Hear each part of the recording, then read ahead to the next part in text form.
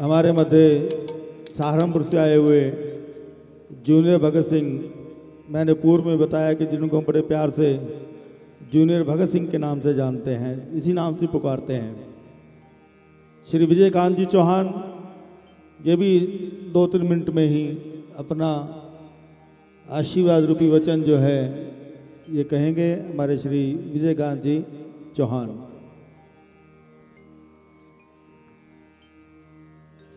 एक बार सभी से निवेदन करूंगा, व्यासपीठ पर विराजमान परम श्रद्धेय आदरणीय श्रीमान उत्तम कोतन जी के सम्मान में जयघोष के साथ उनका सम्मान करेंगे। बोलिए भारत माता की, भारत माता की, गौ माता की, गंगा मैया की, भारत के संतों की, भारत के शहीदों की, भारतीय सेना की, वृंदावन धाम की, वृंदावन धाम की, सत्य सनातन धर्म की जयकारे वीर बजरंगे, जयकारे वीर बजरंगे। धन्यवाद। पुनः प्रणाम करता हूं व्यासपीठ पर विराजमान परम श्रद्धेय आदरणीय श्रीमान उद्धव कोदन जी महाराज जी को और उन्हीं के पूज्य पिताजी महामंडलेश्वर परम श्रद्धेय आदरणीय अनिल कोदन जी महाराज जी को, जो हमारे आदर्श भी हैं, हमारे कुलगुरु भी हैं और हमारे परिवार के पाकिस्तान के समय से पुरोहित हैं। आपको प्रणाम करता हूं, नमन करता हूं, वंदन करता हूं। जीवन में जो भी संघर्ष अब तक किया है सब आपके आशीर्वाद से, आपके प्रेरणा से किया है और प्रणाम करता हूं, नमन करता हूं। वृंदावन धाम में आकर सहारनपुर की तमाम जनता को अपने आशीर्वाद से निहाल करने वाले, उनको प्रेरित करने वाले, एक बहुत सुंदर आश्रम बनाकर सहारनपुर की जनता को गौरवान्वित करने वाले महंत पवन दास जी महाराज, आपको प्रणाम, चरण वंदन। साथ में बैठे विराजमान भागवताचार्य, आपको भी प्रणाम, चरण वंदन। मैं एक छोटा सा दास हूं आपका, मेरा नाम समाज ने शेर हिंद विजयकांत चौहान नाम रखा है और कुछ लोग जूनियर भगत सिंह कहते हैं, कुछ लोग आतंकवादी भी कहते हैं, कुछ लोग गुंडा भी कहते हैं, कुछ लोग बहुत जबरदस्त क्रांतिकारी संघर्ष करने वाला युवा भी कहते हैं।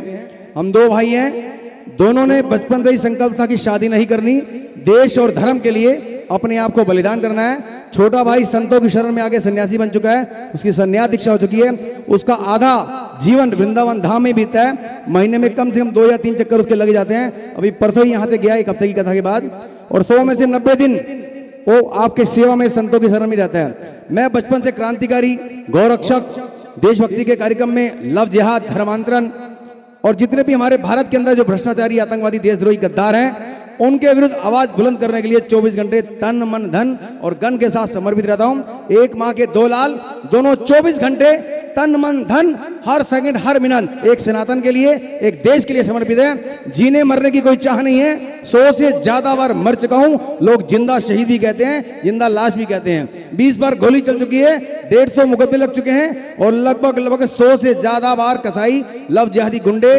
टक्कर मार के मुझे जान से मारने का प्रयास कर चुके हैं। लेकिन हमारा मंत्र है जो हमने संतों से, व्यासपीठ से सन 90 से लगातार मैं भागवत सुनता हूं और बचपन से संतों को शरण में रहा हूं, हर कथा में आना जाना लगा रहता है। 2 मंत्र बचपन से सन 90 में सीखे थे। 48 साल की मेरी एज हो चुकी है, कोई मानता नहीं है, लेकिन 44 साल से आपकी सेवा में संघर्ष कर रहा हूं। 2 मंत्र के पहला जो धर्मो रक्षति रक्षते, जो व्यक्ति धर्म के मार्ग पे चलता है धर्म उसकी रक्षा करता है। प्रत्यक्ष प्रमाण आपके सामने कर रहा हूं। मौत छू नहीं भाई, आज तक हर रोज मारने का प्रयास करता है। आज भी अगर आज वृंदावन धाम में पहुंचाऊं, एक पीड़ित लव जिहाद की जो हमारी लव जिहाद पीड़ित बहन है, उसको बचाने के लिए महाराज श्री प्रेमानंद जी मिलवाने के लाऊं। वो आत्महत्या करने जा रही थी। एक मुस्लिम लड़का जो माथे पे टिक्का लगाता है, गले में हिंदू लॉकेट पहनता है, हाथ में कलावा पहनता है और देश भर की सैकड़ों लाखों हिंदू बहन बेटी को गुमराह करके मुस्लिम बनाता है, फिर उसे गौमांस खिलाता है और धर्मांतरण कराता है और हमारे देश के विरुद्ध इस्तेमाल करता है। ऐसी घटनाएं हमारे देश में लाखों की संख्या में चल रही है। 1000 बच्चे उनके पैदा हो रहे हैं, हमारा 1 का अनुपात है। आने वाले 20 साल में हम खत्म है। दुनिया के 50 से ज्यादा देश पिछले 50 सालों में उन्होंने ईसाई से या हिंदू से मुस्लिम बना दिए, क्योंकि हम लोग खामोश रहते हैं। हम कान्हा जी की बात करते हैं, वो कहते कान्हा ने रास रचाया था, दुष्टों पर चक्र चलाया था। अब रास रचाना याद रहा, क्यों चक्र चलाना भूल गए। अब रास रचाना याद रहा, क्यों चक्र चलाना भूल गए। हम लोग कान्हा के भक्त हैं। कान्हा का जो मंत्र संग शक्ति कलयुगे, कलयुग में भगवान का अवतार नहीं होगा। ये खुद भगवान जी गीता में अर्जुन को कह के गए हैं, कलयुग में भगवान का अवतार नहीं होगा। क्योंकि कलयुग में संघ शक्ति ही कलयुग है। कलयुग में जो संगठन की शक्ति में रहेगा, संगठन की शक्ति ही आपके लिए भगवान के अवतार का काम करेगी। इस वक्त हम संगठित हैं, संगठन में हैं, तो बचाव में इसलिए भागवत कथा के कई आयोजन कर पा रहे हैं। लेकिन कल्पना कीजिए, यहीं से थोड़ी दूर आपकी आंखों के सामने बंगाल, केरल, असम, मणिपुर, नागालैंड, जहां आप माथे पे टिक्का नहीं लगा सकते, आप गले में हिंदू लॉकेट नहीं पहन सकते, भगवा कपड़ा नहीं पहन सकते। अगर हमारे अंदर वास्तव में हिंदुत्व है, देशभक्ति है, हमारे अंदर धर्म के प्रति कुछ आदर है, जो कश्मीर में हमारी बहन पीड़ित है, उसके संकल्प के लिए, उसके संघर्ष के लिए, उसके सम्मान के लिए अगर आप बात उठाते हैं हम, तो हम सुरक्षित हैं। अगर इजराइल में बैठा हुआ कोई व्यक्ति, पूरी दुनिया के अंदर कोई इजरायली पैदा होता है, उसे बैठे बैठे जन्म दे जाती है, उसका जन्म होता है, उसको इजरायली नागरिकता मिल जाती है। उनका कोई एक मारता है तो वो 100 मारता है, इसलिए कोई उसे छेड़ता नहीं है। 57 देशों से अकेला लड़ रहा है, हमें भी उनके रास्ते पे चलना है। और 57 देशों से लड़ने वाला आज चिल्ला के कह रहा है कि हमारा हौसला, हमारा जज्बा, हमारे संघर्ष का प्रतीक कोई है तो भारतीय है, क्योंकि हमें अंग्रेजों ने आजाद नहीं कराया, हमें भारतीयों ने आजाद कराया। ये इजराइल आज की अखबार में चिल्ला के कह रहा है। तो जो हमें अपना आदर्श मानता है, हम उनके वंशज हैं। अपने देश और धर्म की रक्षा के लिए हम भी मर मिटने वाले हैं। हमारे सामने सिख भाई साहब बैठे हैं। सिख साहब, आप भी हमारे सिख भाइयों के वंशज हैं। इनके गुरुपुत्र हमें समझा के गए हैं कि धर्म के लिए मर जाना, लड़ जाना, मिट जाना, लेकिन धर्मांतरण मत करना। आज देश के अंदर पूरा पंजाब केवल अशिक्षा के कारण, अपने महापुरुषों के ज्ञान ना होने के कारण अपने आप को धर्मांतरित कर रहा है। मैं छोटी सी बात कहना चाहूंगा। हमारे बीच में अनिल जी बैठे हैं। आपके पूज्य पिताजी का नाम क्या था? पिताजी का नाम क्या था? देवराज जी। अनिल जी के सामने किसी ने एक प्रश्न कहा, आदरणीय अनिल जी, मुझे जानकारी मिली है कि आपके पूज्य पिताजी देवराज जी आतंकवादी थे, गो हत्यारे थे, शराबी कुराबी या जुआरी थे। तो क्या मंच पे गर्व से ये बोल पाएंगे आपके सामने कि मेरे पिताजी ऐसे थे, ऐसे थे? नहीं बोल पाएंगे ना। ऐसे ही हमारे महापुरुषों के साथ उन्होंने अपमान किया। हमें बच्चों को बताया गया कि हमारे जो महापुरुष थे, भगत सिंह, राजगुरु सुखदेव, महाराणा प्रताप, शिवाजी, वो आतंकवादी थे। और जो औरंगजेब, अकबर, बाबर, हुमायूं खिलजी, जिन्होंने हमारी बहनों का बलात्कार किया, लाखों की संख्या में मंदिर तोड़े, लाखों जनेऊ काटे, उन्हें हमारी किताबों में महान बता के हमारा मनोबल तोड़ा गया। अगर इन्हें पता हो कि आपके पिताजी महाराणा प्रताप जैसे प्रतापी योद्धा थे, जिन्होंने एक तलवार में बहलोल खान और उसके घोड़े को चीर दिया, तो उनका सीना कितना गर्व चौड़ा हो जाएगा, गर्व से चौड़ा जाएगा। मेरी भुजाएं भड़क उठी हैं, बाल खड़े हो गए हैं। तो हमारे माइंड में अपने महापुरुषों के प्रति हमारा सम्मान बरकरार रहना चाहिए। आज इस हॉल में अगर युवा होते तो कितने गर्व की बात होती। अपने बच्चों को हमें बताना चाहिए, हम जिनके वंशज हैं, जिनका नाम सुनते ही बड़े बड़े महाराक्षस, महायोद्धा भाग जाते थे, हम राम और कृष्ण के वंशज हैं, उनके पच्चीनों पे चलना चाहिए। उनकी बातों को अपने बच्चों को बताना चाहिए। बचपन से अपने महापुरुषों की वीर गाथाएं और उनके संघर्ष की गाथाएं हम बताएंगे तो हमारा देश बचेगा, हमारा धर्म बचेगा, हमारी समाज बचेगा, हमारी गौ माता बचेगी। अन्यथा गौ हत्या मुक्त भारत का सपना पूर्ण नहीं होने वाला। गौ हत्या मुक्त भारत का सपना तब होगा, कान्हा जी का हम सम्मान तब कर पाएंगे जब हमारे आसपास कोई गौ माता भूखी नहीं मरेगी। मैं अब तक 7,000 से ज्यादा मृत गौवंश का अंतिम संस्कार अपने हाथ से कर चुका हूं।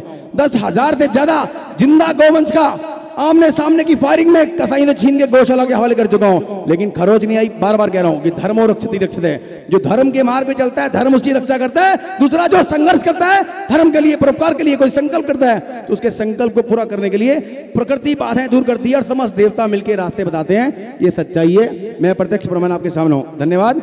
अंत में सिर्फ सिंह साहब बैठे, इनके लिए कहना चाहूंगा कि फतेह सिंह होश में बोला, जोरावर जोर से बोला, लगा तू ईंट, लगा गाड़े, चुनो दीवार, ए हत्यारे, हमारी लाश भी बोलेगी पिता दशमेश की जय, गुरु गोविंद सिंह महाराज की जय, भारत माता की जय, हिंदू धर्म की जय, सनातन धर्म की जय। अरे देश से बढ़कर और क्या है, ना पूछना है ना पता है, देश से प्यार हो गया है, क्या यही मेरी खता है, हम कब होंगे शहीद, ए भारत माता तेरे चरणों में, क्या तुमको कुछ पता है, ना ख्वाहिश है कुछ पाने की, इस राष्ट्र प्रेमी दीवाने की क्रांति जी उठे हर हिंदुस्तानी दिल में, बस इतनी सी आरजू है इस राष्ट्र भक्त परवाने की, मेरे दिल की आग बटेगी हर दिल तक, मेरी क्रांति का यूं तराना गूंजेगा, चल पड़ा हूं मैं क्रांति के पथ पर, मुझको मेरे बाद जमाना ढूंढेगा, मुझको मेरे बाद जमाना ढूंढेगा।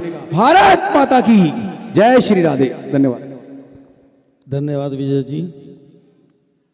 जैसा कि मैंने आपको बताया कि हमारे जूनियर भगत सिंह जी हैं, इनके ओजस्वी विचार सुनने के लिए जाने कहाँ कहाँ से लोग आते हैं। सहारनपुर के अंदर, सहारनपुर का बच्चा बच्चा जो है इनको जानता है।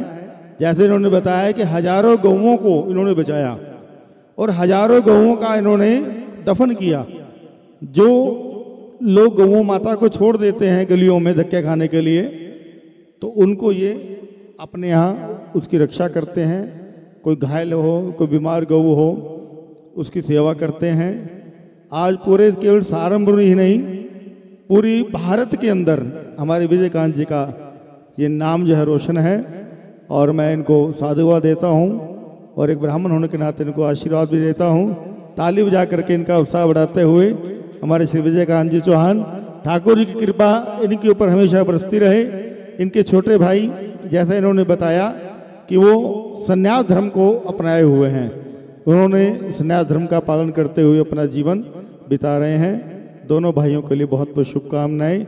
आइए, कथा का जैसा भाव रहा है कि 7 बजे हम लोग विश्राम कर देते हैं, लेकिन आज हमारे मध्य वृंदावन से भागवताचार्य जी आए हैं और आशीर्वाद में केवल 1-2 मिनट में ही समय की सीमा में देखते हुए हमारे श्री सुरेंद्र कृष्ण जी महाराज। बोली वृंदावन बिहारी लाल की। ध्येयं सदा परिमभग्नमभीष्टदोहं तीर्थस्पदाश्रविरं